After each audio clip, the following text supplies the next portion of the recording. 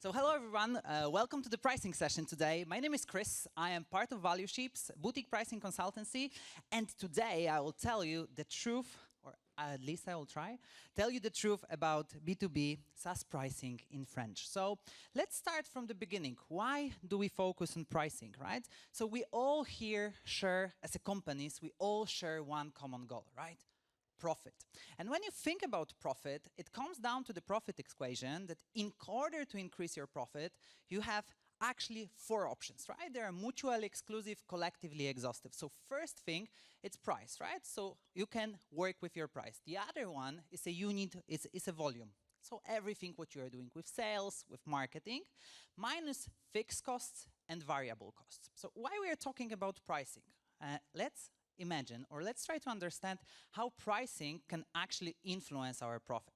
So what you can see here basically is how 1% of optimization, of improvement, how does it reflect the change in the profits? So if you improve your fixed costs by 1%, it will create up to 3% increase of your profitability. Then if you go next, if you start working on sales, if you are better with your BDRs, you sell more, the profit that you can expect, the profit uplift from 1% optimization that you can expect is around 4 to 5%. Then volume. Not volume, variable costs, right? So if you optimize your variable costs by 1%, what you can expect is up to 8% of profitability increase, right? So pricing, what you can expect for pricing, if you optimize your price by 1%, basically the ROI that you can expect is up to 12.5%. So pricing, if you think about this, is the strongest profitability lever. It works like this in all industries, but if you want to be more specific to SaaS industry, it looks very similar. So in SaaS, we are working with retention, acquisition, monetization, and 1% of improvement of your monetization tactic can result in almost 12% of your profitability improvement. So thinking about this, pricing is has the biggest impact on profitability.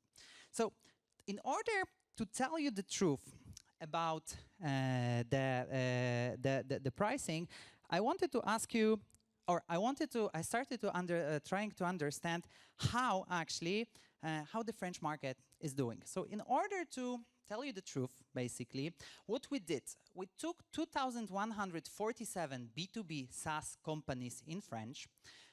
We've scraped their pricing, so we scraped their pricing pages. Then we enriched the data with LinkedIn in order to get the size of the companies, etc. And we ended up with the biggest pricing database for French market. So what is the truth? So first of all, I wanted to ask you, before revealing it, so first I wanted to ask you, how many of you has at least one sales or marketing person in your team? If you could raise your hand. Coolio, 100%. How many of you had at least 0.5 full-time employee dedicated to pricing? Raise your hand. 2. Huh. Interesting, right? So it shows in the data, right? If you look at LinkedIn, how many pricing openings you have in SaaS industry versus CPG, versus retail, versus automotive, we see around 5K pricing openings in French, comparing to 25,000 in automotive. It was 22,000 in CPG, around 20,000 in retail. If we go a bit deeper to the French market and we see how many pricing openings, so in the recruitment process, they are for pricing analysts, pricing manager, for the whole French market. You know how many it is? 7. How many sales managers? Almost 200. And if you combine this data that I'm showing here with the importance of pricing to the profitability, you already know the truth. We are not doing that well. And basically it shows in the data, it shows in our benchmarks. If you take all the companies on the French market, only 40% of companies have a pricing page on their website. I am of course not telling you that everyone needs a pricing page, but I think most of the companies require to have or should have a pricing page, because I believe that lack of a pricing page is a lost opportunity. And you might ask yourself, why? Because according to the data, pricing page is either second or third most visited website or visited subpage. What is more, it's a perfect place to show your value, right? To show the value that you want to deliver to your client, to show the value of your tool. Also, it helps you with benchmarking. You can see what is the buying intent of your customers. So companies, your prospective customers who are visiting your pricing page most likely come to you with a buying intent.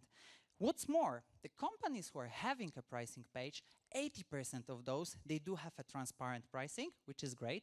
In transparent pricing, it can work as well, but 8% of the companies have a false promise pricing. Do you know what false promise pricing is? Do you like the situation that you click the pricing page and it's contact sales only? It's similar to this situation, right? You were expecting the cookies and then you found something in the box. And I can go on and on, right? We know that if you are adjusting the currencies to your prospective market, you can increase your conversion by 30%. Can you imagine going to Uniqlo e-commerce and receiving the price in Japanese currency?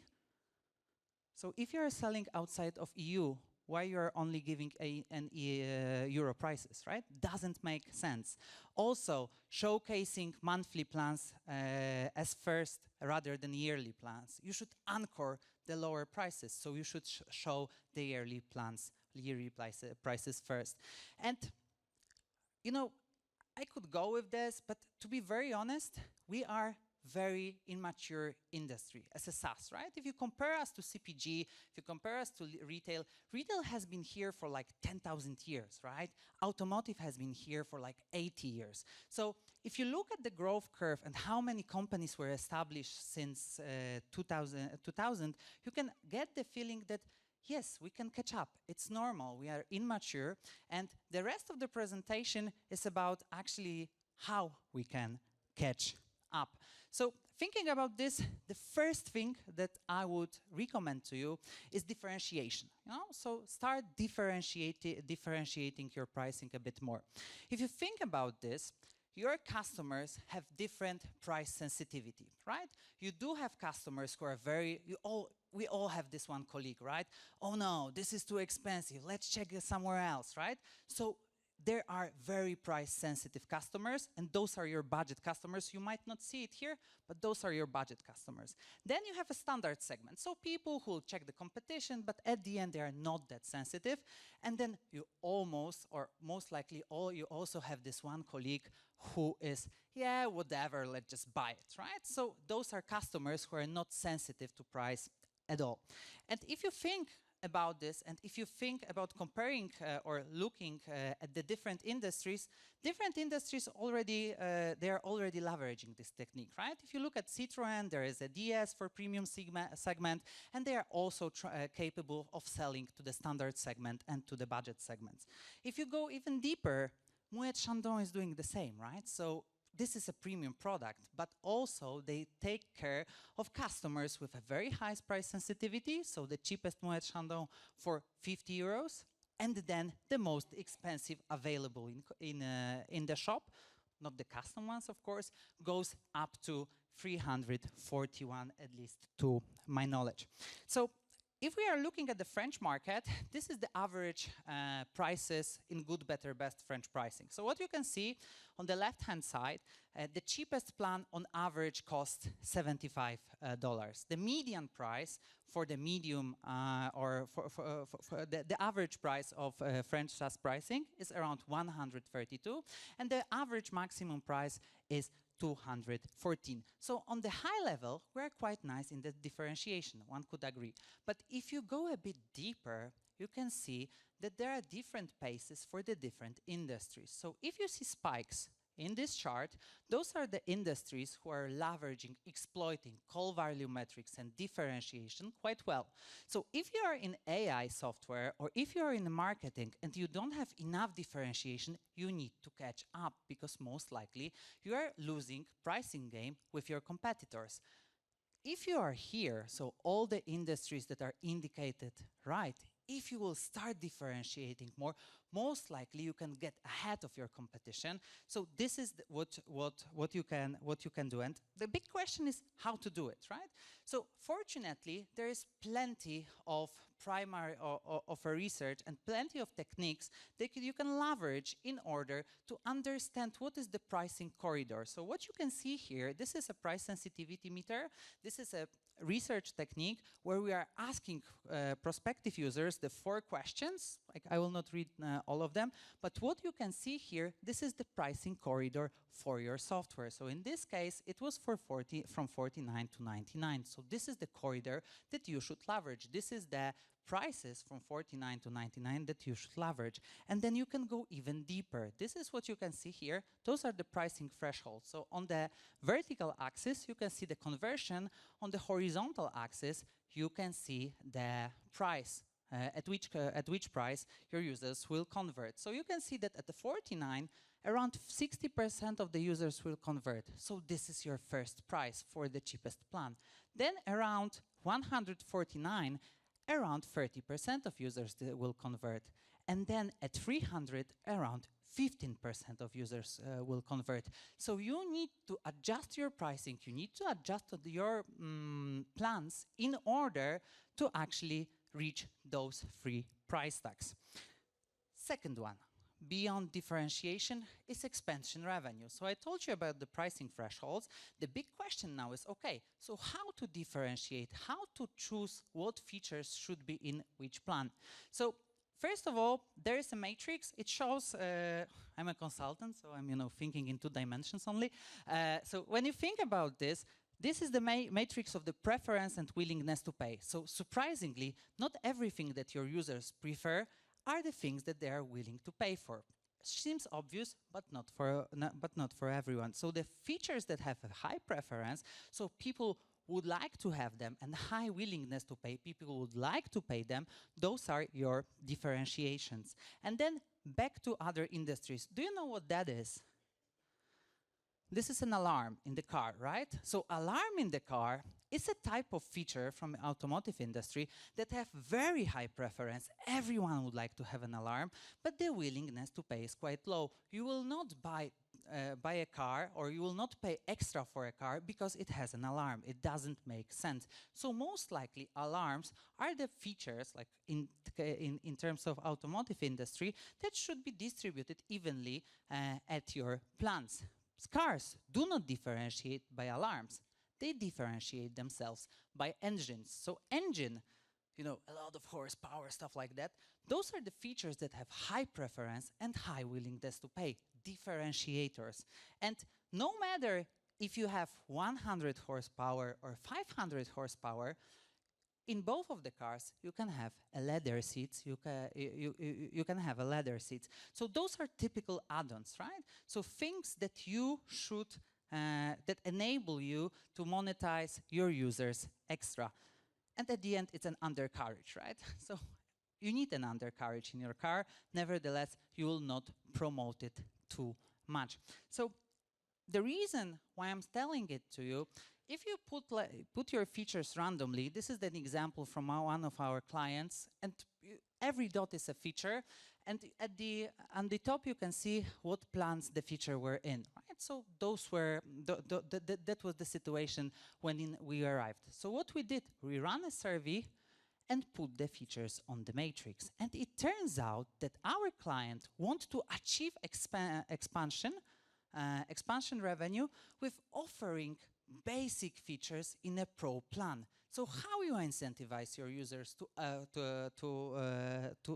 go to the higher plan if you are providing them with a basic feature? That doesn't make sense at all. So if you actually combine these two researches, so Van Vesten or PSM, so the pricing corridor, with the features distribution, what we achieved, this was the Brand24 company social media monitoring platform, you could achieve what they achieved, 30% MRR increase. So it is worth it.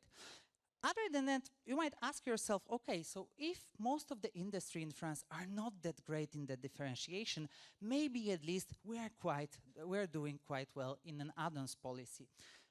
Unfortunately, only 20% of the companies in France are offering any add-ons. So how we want to achieve expansion revenue if you do not have any add-ons policy? You don't have tools in order to do that, so it will just not happen.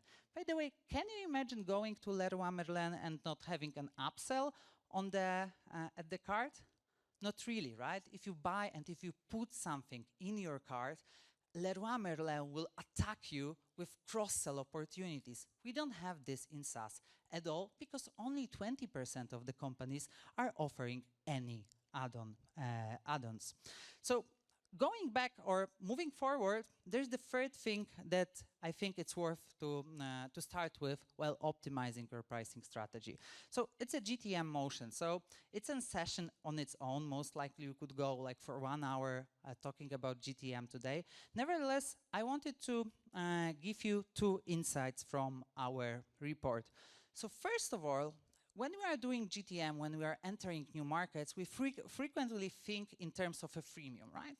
Let's do freemium. It can be a great strategy, but what I wanted to tell you is that freemium, it's not a free lunch. So what we could observe in French market is that companies within the same industries, the ones that have freemium, on average have lower prices versus the ones that don't have freemium. What does it mean? This is a fact.